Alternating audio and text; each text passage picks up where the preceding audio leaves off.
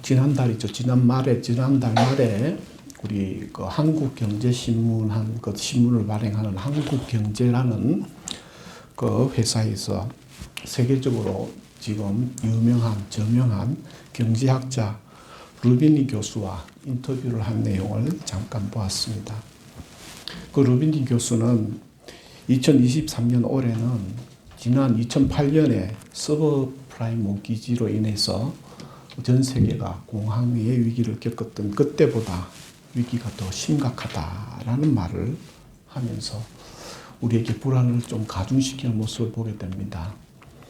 그의 내용을 가만히 살펴보면 우리 한국과 인터뷰를 하였지만 그의 내용들 속에서의 모든 기초 베이스는 전부 다 미국에 초점 맞춰져 있었기에 한국과는 조금 현실이 다르지만 그럼에도 불구하고 지금 전 세계적으로 코로나로 인해 돈이 많이 풀려있는 상황 가운데 경기가 살아나지 소비는 위축된 가운데 물가는 올라가는 이 스태그플레이션은 지금 우리가 지금 당장은 피할 수 없다라는 것을 또 인정해야 하기도 하는 시점에 와 있습니다. 그러한 가운데 제가 요즘 차를 타면서 외부로 운전을 하게 되면 도로 사정을 유심히 살펴봅니다. 도로 사정을 유심히 살펴보니 지난 몇 달 전보다 지금 이제 지난 1월 달 무역 수지가 나와서 최대 마이너스다라는 뉴스를 접하게 되는데 지난 몇 달 전보다 지금 도로가에는 물류 차량들이 많이 다니고 있어서 지금 그래도 몇 달 전보다는 경기가 조금 살아나고 있구나라는 마음의 안도를 느끼고 있지만 그럼에도 또 제가 지나다니는 길들 속에서 이렇게 보면 가장 대표적으로 예를 들어보면 이 도로가에 있는 점포들이 문이 닫혀 있는 것을 많이 보게 됩니다. 참 가슴이 많이 아픕니다. 어제 열려있던 가게 점포가 오늘 문 닫혀 있는 모습들을 보면서 아직 경제 회복에 갈 길이 멀다. 또 한편으로는 이 코로나19로 인하여서 이제 4차 산업혁명이 속도를 더하면서 뭔가 이 삶의 산업구조와 생계의 구조가 바뀌어감을 느끼고 있음을 보게 됩니다.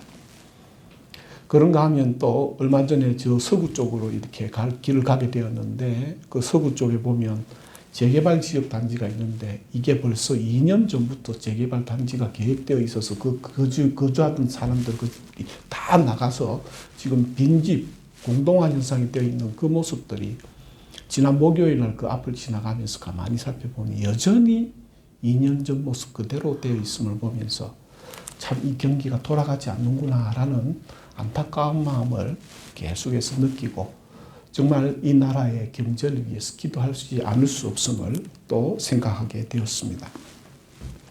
그런가 하면 이제 드디어 지난주 우리 여당에서 전당대회를 하고 또 여당의 당대표가 확정되었습니다.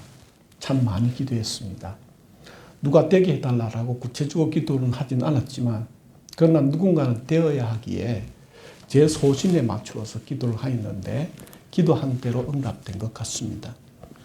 이제 여당 대표가 정해짐으로 말미암아 드디어 이제 윤석열 정부의 국가 정책 방향이 이제 구체적으로 방향성을 잡게 되는 시점에 와 있었습니다. 그래서 이 시점 속에서 기도하면서 이 김기현 대표가 됨으로 말미암아 드디어 이 허공에 떠 있던 이 부울경 메가시티의 이 프로젝트가 좀 더 구체화되겠구나라는 확신을 가지게 되었습니다. 그리고 저와 여러분들이 또 우리가 부산 시민으로서 한국과 대한민국의 국민으로서 국가를 위해 기도할 때에 또 한 가지 하나의 단추가 남아 있습니다. 또 하나의 단추가 무엇이냐면 바로 2030 부산 국제 엑스포가 유치되어야 된다라는 사실입니다.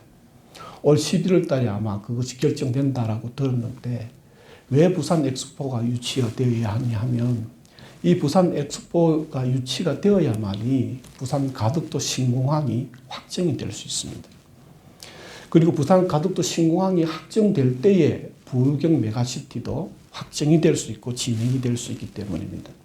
단지 우리만 좋다고 이런 말씀 드리는 거 아닙니다.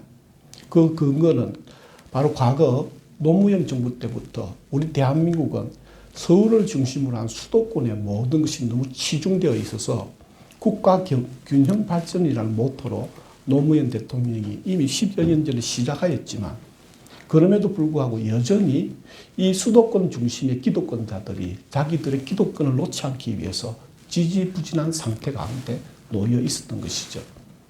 그런데 과연 우리가 국가적인 지리적으로 봤을 때에 인천이 국제공항과 부산의 국제공항의 사이즈의 규모를 봤을 때 전체 국가의 미래를 본다면 부산이 훨씬 더 유리한 위치에 있다는 사실이 분명합니다. 그래서 정말 이 국가가 균형적으로 발전되지 않으면 결국은 서울 수도권 외에 나머지는 공동화 현상이 일어나게 되고 결국은 빈부의 격차가 더욱더 심해지게 되고 이것이 신분의 차별과 지역과 수도권 간의 갈등으로 이어질 수 있는 위기가 있음을 프랑스 역사를 보면 분명히 알 수 있습니다. 그래서 정말 이 중요한 기회 때에 사람을 두고 보면 별로 마음에 드는 사람이 별로 없다 할지라도 나라를 두고 보면서 국가의 방향성을 위해서 우리는 부산 엑스포 유치를 위해 우리는 함께 기도해야 될 것이다 라고 말씀드리고 싶습니다. 풍수학에서는 이 산은 바위산이 좋고 땅은 황토 땅이 좋다라는 풍수학의 설이 있습니다.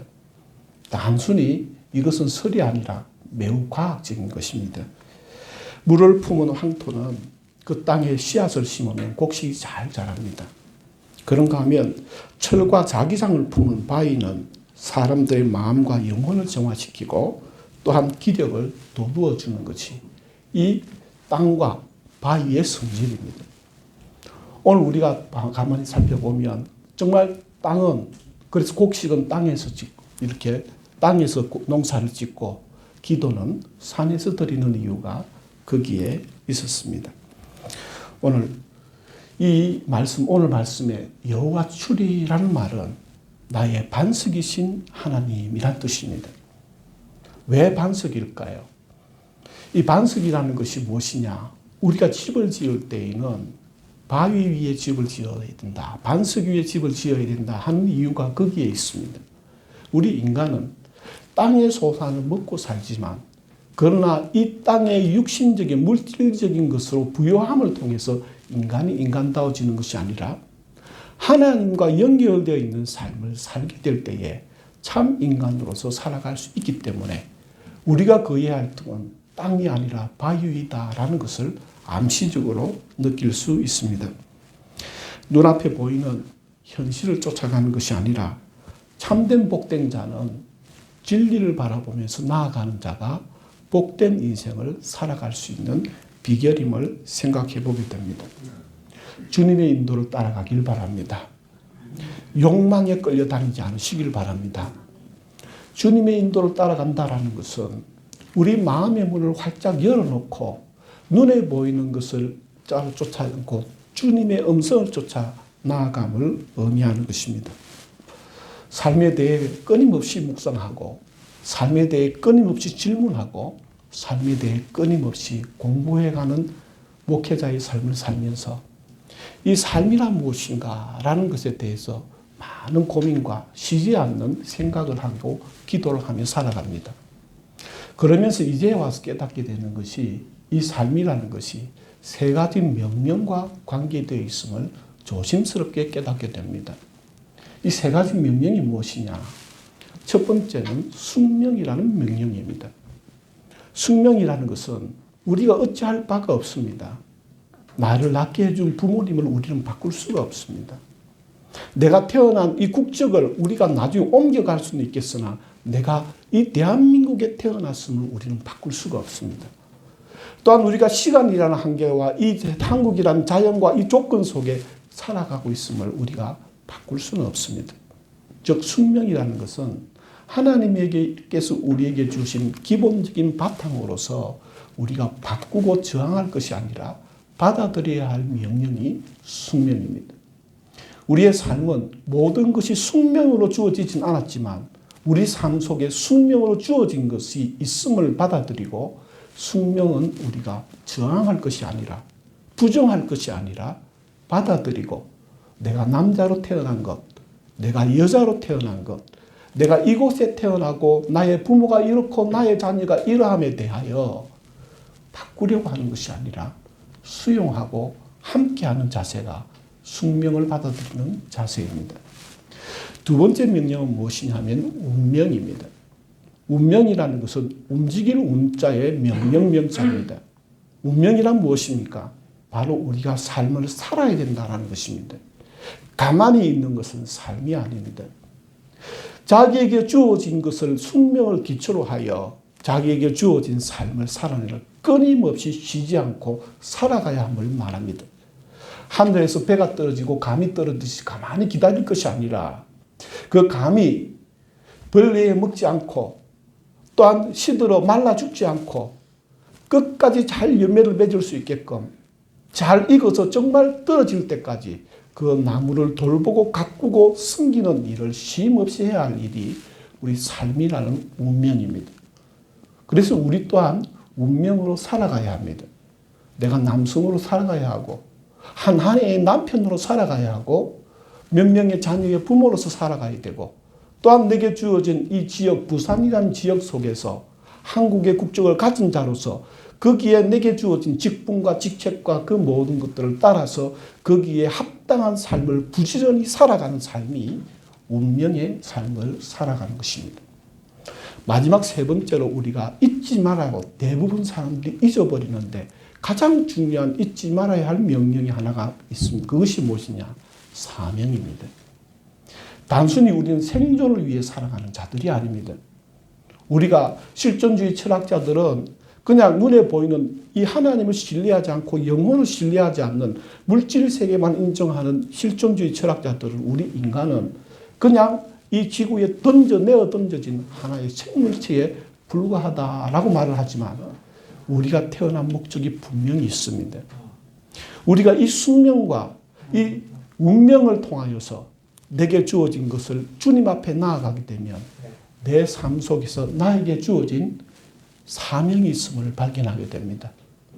더 바른 아버지로서, 더 합당한 그리스도인으로서, 내게 주어진 직분과 역할, 목사로서, 사장으로서, 직원으로서, 친구로서, 자식으로서, 부모로서, 동료로서 책임져야 할 사명이 있음을 발견하게 됩니다. 우리에게 왜 일을 주셨고, 우리에게 왜 생명을 주셨고, 우리에게 왜 이 삶의 터전을 주셨고, 왜 우리에게 이런 사람과의 만남과 관계를 맺게 하셨는지를 분별함으로 거기에 합당한 자기에게 주어진 운명과 숙명과 사명의 삶을 온전히 감당해낼 때에 우리는 하나님과 함께하는 삶을 이루어갈 수 있다라는 것을 깨닫게 됩니다. 오늘 다시 한 번 더 자신에게 주어진 사명을 살아내는 복된 자들이 되시기를 주님의 이름으로 축복합니다. 오늘 우리가 읽은 사무엘서는 사무엘 상하로 나누어져 있지만 원래 이 히브리 성경 원전은 사무엘서 해서 한 권의 책입니다.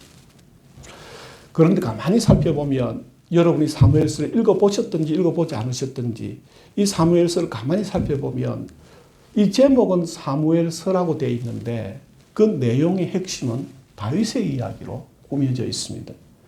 사실 사무엘은 앞부분에 조금 등장하고 사무엘의 역할은 다윗 왕을 세우는데 모든 초점이 맞추어져 있어서 사무엘서의 내용의 본론은 다윗의 왕조 이야기가 바로 사무엘서 이야기입니다. 다윗이 어떻게 이스라엘의 왕이 되었고 또한 그 다윗을 누구를 통하여 이스라엘의 왕으로 삼았느냐라는 것을 말해주는 것이 사무엘서입니다. 그래서 저는 신학을 하는 입장에서 그럼에도 불구하고 왜 과거의 사람들은 이 기록자들은 이것을 다윗의 전기라고 말을 하지 않고 다윗의 일대기 아니면 이스라엘의 왕기라고 말하지 않고 사무엘서라고 말을 했느냐 곰곰이 살펴보고 또한 성경에 근거하여서 생각해보면 사실 사무엘이 아니었으면 다윗이 절대 왕이 될 수 없었다라는 것을 생각하게 됩니다. 여러분 오늘 이 말씀을 통해 가만히 생각해 보야 될 것은 이 사무엘이라는 자가 과연 어떻게 다윗이라는 사람을 왕으로 만들어 가는가라는 것을 이 사무엘을 통하여 역사하시는 하나님을 발견하게 되는 것이죠. 그러면 우리가 먼저 오늘 본문은 사무엘 하 22장 2절 말씀이지만 먼저 보아야 될 말씀이 무엇이냐면 바로 사무엘 하 21장입니다. 이 22장부터 24장까지는 이 열왕기서의 모든 것을 결말하는 대단원의 시작이 22장 1절입니다. 그 전에 이 대단원을 마무리 짓기 전에 사무엘서가 마지막으로 언급하는 다윗의 치적을 뭐라고 이야기하느냐. 그 후반부에서 이렇게 말을 합니다. 이 사무엘하 21장에서는 골리앗을 과거에 다윗이 물맷돌로 쳐 죽였죠. 그 골리앗을 필두로 한 블레셋의 나머지 4명의 거대 거인 장수들을 이제 죽이는 사건을 마무리하고 있습니다. 이스비브노, 삽, 라흐미, 손가락과 발가락이 6개인 그 거인 4명을 마저 죽임을 통하여 다윗의 물맷돌 남은 4개가 완성이 되고, 그리고 이 블레셋 거인들을 죽임으로 말미암아 드디어 이스라엘에게 평화가 안착하였음을 말해주고 있습니다. 그리고 오늘 결론부인 이 4명의 나머지 남아있던 4명의 거인을 다 죽인 다음에 이제 결론을 시작하는 22장 1절 말씀은 이렇게 말씀합니다. 여호와께서 다윗을 모든 원수의 손과 사울의 손에서 구원하신 그날에 다윗이 이 노래의 말씀으로 여호와께 아뢰요 라고 말을 합니다. 모든 것이 다윗의 사명은 이제 모든 것이 종결되고 완성되었습니다. 그리고 이 모든 자신의 삶을 승리해낸 다윗이 이제 성전가를 부르는 것이 22장의 내용입니다. 다윗의 원수는 두 부류의 원수가 있었습니다. 첫 번째는 사울이라는 원수였습니다. 두 번째는 블레셋이라는 원수가 있었습니다. 다윗이 왕이 된 이유는 다윗이 스스로 목동에서 자수성가하여 왕이 되는 왕이 목적이 아니라 다윗을 하나님께서 왕으로 삼으신 이유는 바로 이 사울이라는 것과 또한 사울이란 폭군과 그리고 이스라엘을 끊임없이 괴롭히던 당시 블레셋을 이기는 사명이 그에게 있었던 것입니다. 이것이 바로 이 두 원수가 다윗의 숙명이었습니다. 다윗은 사울의 핍박을 견뎌내야 했고 블레셋의 5거인을 물리쳐야 할 숙명과 운명을 받은 자였습니다. 다윗은 자신에게 주어진 이 숙명과 운명을 자신의 삶으로 받아들이고 그 삶을 향해 부지런히 멈추지 않고 자신의 삶을 살아갔던 것입니다.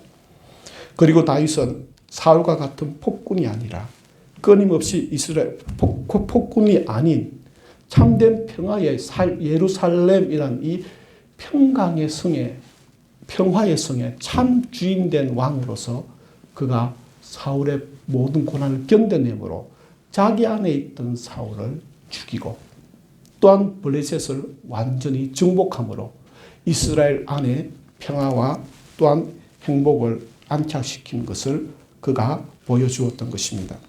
오늘 사울은 그런 다윗은 어떤 자였느냐? 가만히 생각해 보면 다윗은 사무엘상 16장에 보면 이 위대한 다윗이 원래는 어떤 자였는가를 말해주고 있습니다. 16장에서는 어떤 내용이 있느냐? 사울에게 실망한 하나님께서 사무엘을 불러 베들레헴 땅에 있는 이새의 집을 찾아가게 합니다. 사무엘은 기름병을 들고 정말 이 슬퍼하고 사울이 왕이 되고 사울의 악행을 보면서 탄식하고 슬퍼하던 사무엘에게 하나님은 찾아오셔서 더 이상 사울을 인하여 슬퍼하지 말아라. 괴로워하지 말아라 라고 말씀하시며 기름병을 채워 베들레헴 이새의 집으로 가게 합니다. 그리고 이 시골 촌구석에 조그마한 한 농부의 집에 이 사무엘은 찾아와서 이스라엘 이새에게 자신의 아들들을 보여달라고 말합니다.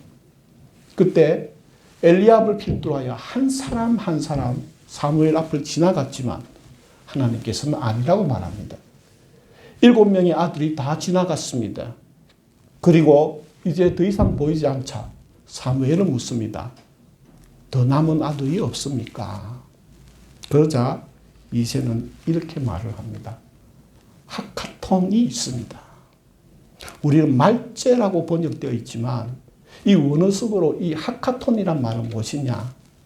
변변치 못한 한 놈이 있습니다.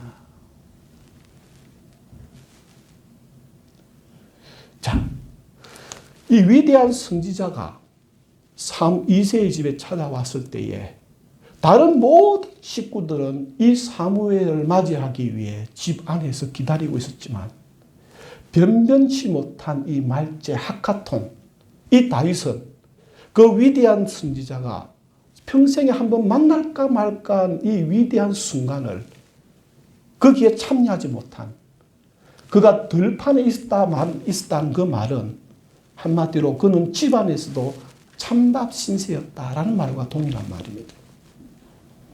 그리고 이 하카톤 2세, 아버지 2세가 다윗을 표현하기를 변변치 못한 한 놈이란 이 말이 그가 지금 그의 삶의 입장에서 어떠한 현실에 처해 있음을 대변해주고 있다라는 것입니다. 오늘 다시 한 번 가만히 살펴보면 다윗은 하카톤이었습니다. 하나님이 아니었으면, 사무엘이 아니었으면, 하나님을 쫓는 자가 아닌 다른 모든 사람들은 다윗을 변변치 않는 한 인간으로 보고 있었다라는 것이죠. 그래서 사무엘상 16장 7절 말씀은 우리가 유명하게 기억하는 사무엘의 말이 언급되고 있습니다. 나의 보는 것은 사람과 같지 아니하니 사람은 외모를 보거니와 나 여호와는 중심을 보느니라. 우리가 중심이 발라야 합니다. 중심이 바르지 않는 사람들이 세상에 참 많은 것 같아요. 저도 한 교회를 담임하고 있지만 이 한 교회를 대표하여 바깥에 나가면 참 수많은 일들을 보고 경험하게 되는데 참 세상이라는 것이 그렇게 중심이 올바르지만 않는다라는 것을 수없이 경험하고 뼈저리게 실망하곤 합니다. 그럼에도 우리는 그 바르지 못하고 중심이 옳지 않은 그 세상을 비난하고 정죄하는 것이 아니라 우리 자신을 돌아보며 우리 자신의 중심을 바로 세워가는 일에 최선을 다해야 함을 다짐하게 된다라는 것이죠. 다윗이 왜 다윗이 될 수 있었느냐? 하카톤이 왜 이 평강의 왕인 이 이스라엘의 왕이 될 수 있었던 비결은 무엇이냐? 거기에는 올바른 다윗의 중심이 있었음을 보게 됩니다. 다윗은 자신이 하카톤임을 잘 알고 있었습니다. 자신이 강한 자가 아니라 능력 있는 자가 아님을 잘 알고 있었습니다. 그래서 그는 하나님을 의지하였습니다. 자신이 하카톤임을 알기에 보잘것없는 자고 변변치 않는 자임을 알기에 하나님께 의지하고 또한 자기의 중심을 하나님께 두었기에 하나님이 그 막강한 사울과 그 장장한 7명의 형들을 넘어서서 이스라엘을 구원하는 왕으로 세우셨다라는 것이죠. 다윗은 사울 왕에게 쫓기면서 자신의 피할 곳을 찾아 가장 먼저 여호와의 장막이 있었던 실로를 향해 달려갑니다. 그리고 실로에서 자신이 죽였던 골리앗의 칼과 대제사장과 제사장들이 먹을 수 있는 진설병을 가지고 도망치게 됩니다. 그런데 그때에 이 광경을 본 한 사람이 이 모든 걸 사울에 고함으로 사울이 달려와서 그 거룩한 땅인 여호와의 장막과 실로를 제사장들을 다 죽여버리고 그 모든 제단상을 뒤엎어버리는 악을 행하게 됩니다. 이것을 본 다윗은 거룩한 땅 하나님의 장막이 있던 그 실로도 안전한 피난처가 될 수 없음을 깨닫게 되었을 것입니다. 두 번째로 그는 사람들이 찾지 않는 광야로 달려갔습니다. 사람들이 찾지 않으니 누군가 자신을 고발할 일도 없겠다라고 했지만 사울은 3,000명의 군사를 데리고 그 광야까지 다윗을 쫓아왔습니다. 더 이상 있을 곳이 없자 다윗은 자신이 골리앗을 죽였던 골리앗의 고향인 블레셋의 가드로 도망치게 됩니다.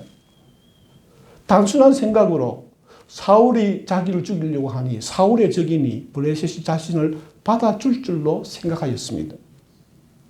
그곳에서 블레셋 왕에 의하여 약 1년 여년간 몸을 피신하였지만 더 이상 거기가 또한 다윗은 그 블레셋의 강한 요새 또한 자신을 지켜주지 못함을 알고 정신병자 행세를 하며 그곳에서 도망쳐 나오게 됩니다. 여러분, 과연 환경과 조건이 이 땅 위에서 강해 보이는 이 광야와 요새와 또한 실로의 장막이 다윗을 지켜주지 못했음을 성경은 말해주고 있습니다. 안전이 어디에 있을까요? 하나님께 있습니다. 외부적인 조건들이 우리를 잠시 동안은 편안하게 해주고 잠시 동안은 즐겁게 해줄지 모르겠지만 여기가 영원히 안전한 피난처는 아니더라라는 것이죠. 여호와 출이 반석이신 하나님, 다르게 표현하면 강한 요새와 산성이신 하나님을 말합니다. 여기에서 우리가 발견하는 것은 무엇이냐? 다윗은 하카톤이었다는 것입니다. 강한 자도 아니었고 능력 있는 자도 아니었고 또한 힘센 자도 아니었습니다. 그는 하나님께 중심을 두고 하나님을 의지한 자였기에 그는 강하게 될 수 있고 왕이 될 수 있었다라는 것이죠. 다윗을 지키고 보호해 준 것은 사울의 갑옷이 아니었습니다. 다윗을 지키고 보호해 준 것은 여호와의 장막도 아니었습니다. 다윗을 지키고 보호해 준 것은 블레셋의 요새도 아니었고 광야의 요새도 아니었습니다. 하나님이 그를 안전하게 지켜주었던 것입니다. 하나님을 버리고 자신의 삶을 살려 했던 사울을 닮지 않으시길 바랍니다. 우리에게 주어진 숙명과 운명과 사명이 사실은 하나님이 우리에게 주신 안전한 피난처입니다. 주님이 주신 그 삶을 받아들이십시오. 주님이 주신 그 사명을 감당해 내십시오. 다윗이 자기에게 주어진 사명을 감당할 동안 주님이 그 모든 수많은 대적들로부터 다윗을 지켜주신 것처럼 우리에게 주어진 나에게 주어진 인생의 주님의 사명을 감당해 나간다면 주님은 우리의 추리가 되어주실 것입니다. 우리를 지키는 견고한 반석과 안전한 강한 요새가 되어주실 것입니다. 주님이 진정한 피난처입니다.